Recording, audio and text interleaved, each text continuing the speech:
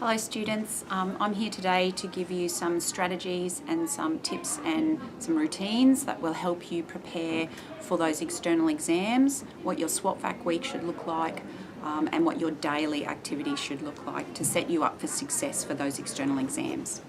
So I'm going to go through some basics first up, and then we'll actually go through a daily schedule. And I've got an example then of our SWAT-VAC and external exam weeks and what that should look like. So let's just get into some general things first. Be strategic in your planning. Make sure you're building in some time for rewarding activities. Give yourself some time off and do some things that you enjoy.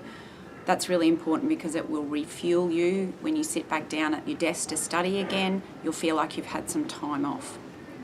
You need to make sure that you're performing just as well on your last exam as you do on your first exam. So with that in mind, setting up a good routine is really important. It is a marathon. This is a month of your life that you get to decide how you will set it up, what your routine would look like. So it is going to take some discipline, and a good routine will help you stick to that schedule.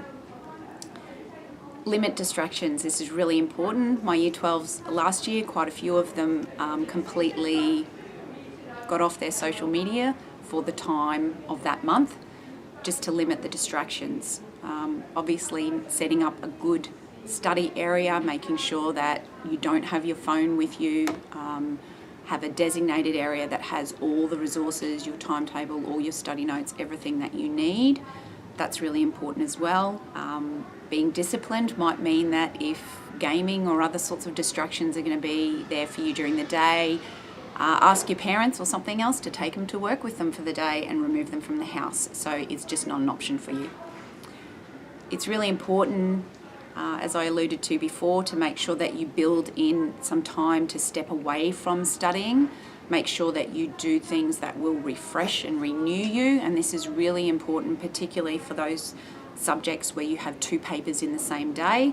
That is a lot of brain work that will be going on, and you'll be tired after it. So you'll see in the example that I've set up, you get an opportunity to have a morning off or other sorts of things like that, because you will be tired from those days where you've had to do two pieces of assessment in the same day. Your study schedule is going to depend on your your subject combinations, right? So when your exams are scheduled will determine what your study should look like. If you have your last exam and there's 4 days where you've got nothing before it, then obviously leaving that subject till those 4 days is a good idea. During the SWAT-VAC week, because you will be studying other subjects that come before it. So if you have a big break between exams, take that into account and make sure that you study what you need when you need it. We've got some examples for you to have a look at with that. Studying, students will always ask me, what does study look like? Particularly by the SWAT-VAC period, it is not rewriting notes. That shouldn't be rewriting notes. Studying means doing questions. It means putting yourself in the same conditions that your exam is going to be. So time limits are really important. If you're doing some questions, set yourself a time limit. 30 minutes, I've got 6 questions, go. You're going to be under time pressure in an exam, so you need to use your time wisely. Studying means rehearsing the exact same conditions that you're going to do in the exam. Practice questions is pretty much all you should be doing by the time you hit SWAT-VAC. So reviewing of your notes, going through content, that needs to be all done by the time you hit that SWAT-VAC period, and that month routine is you doing practice questions of the content, or essays, short answer responses, etc., depending on the subject that you're looking at. Be real with yourself. That is all about, don't kid yourself. If you've sat at your desk for 2 hours, but you've actually only done 20 minutes of work, that is not a good use of your time.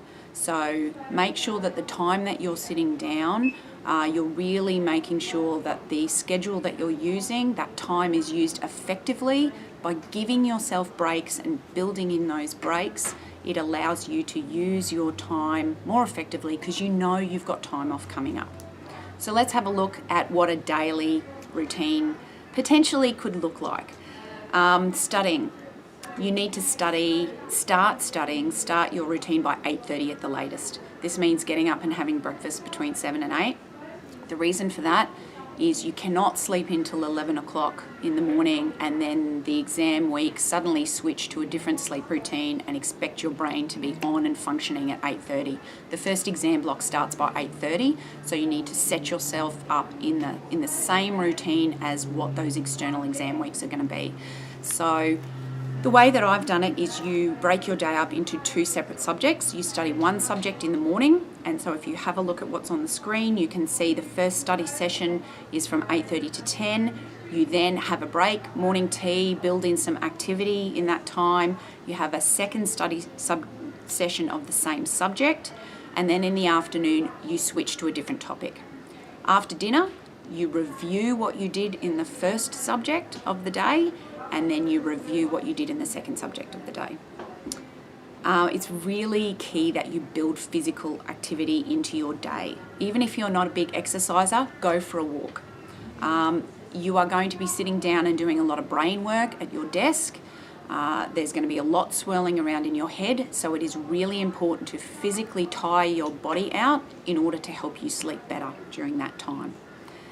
Aim for at least 8 hours of sleep and make sure you are eating well. This is a month of your life. You do not want to hit the roller coaster of highs and lows through that exam period and have your immune system crash and have you get sick. This is something that if you set yourself up well, you can perform as well on your last exam as you do on the first. It is really a whole month that you need to think about what you're doing with your routine and your daily activities. I would highly suggest that you do not study past 10 p.m. Anything after 10 p.m. starts to be fueled by stress and panic, therefore adrenaline, and that does not aid memory retention. So fight the urge to become nocturnal. Do not study late into the night and be waking up late the next morning. Also work with what works with you. My Year 12s last year, as we went through this as an example, some students always hit that afternoon low, and so they switched when their afternoon activity was and pushed that other study session in the afternoon because they found that refreshed them and woke them up better. So this is a guide. It's something that you can use, but obviously tweak it for your circumstances as well. And please keep in mind, obviously for those different subject combinations, I would recommend that you spend longer on those subjects that have 50% external exams than 25% external exams. You're going to know what you're sitting on coming into that exam block, so use your time accordingly as to where you feel you need to use that time to maximise how you're going to achieve in those different subject combinations, which of course is different for every student.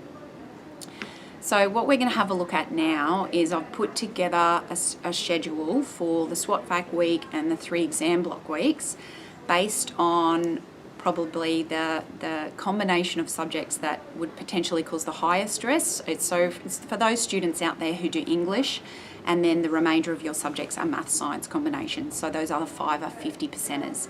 So if you have a look at the combination that's on the screen there, you can see I've built in when the exams are actually on, and then I've done a schedule based on what you could potentially study in the morning session, what you could study in the afternoon session. There are also some breaks in there in different ways. Now, if you work part-time and you have that to juggle as well, you obviously have to manage that into your schedule for that month. But you'll see with the combination that's on the screen, that gives you 4 to 5 different study sessions for each of your subjects leading up to when that subject is in the exam block. You'll see what I've done in terms of, because physics is in week 3 on the Friday, that is one of those examples. Like I said, that the chemistry is on the Monday, you potentially have the Tuesday, Wednesday, Thursday that would just be physics. So I would highly suggest you still have a session earlier on, like I've put one in on the SWOT-FAC on the weekend there. But that's up to you to have a look at it, build in your other requirements that you have around work. You can see that if you've only got about 4 to 5 sessions leading up to those exams, That's about 6 hours of study, and that 6 hours of study should cover all of Unit 3 and all of Unit 4. So you definitely cannot be leaving it till SWOT-VAC to learn content and do those sorts of things. This is where you should be sitting down and practicing questions, practice past papers, have a look at exam questions that are from your textbook, review chapter things. All those sorts of things should be happening for you by the time you hit SWOT-VAC. So good luck, students. It is a marathon, as I said. You need to set yourself up well. Make sure you're looking after yourself during that time. Make sure you do get enough sleep. Reach out to each other for support through questions and other sorts of things that you have. I know that you have a great network of helping each other when it comes to these sorts of things. So make sure that you set yourself up with a good routine, and that will help minimize the stress that you have coming into this external exams. All the best and good luck.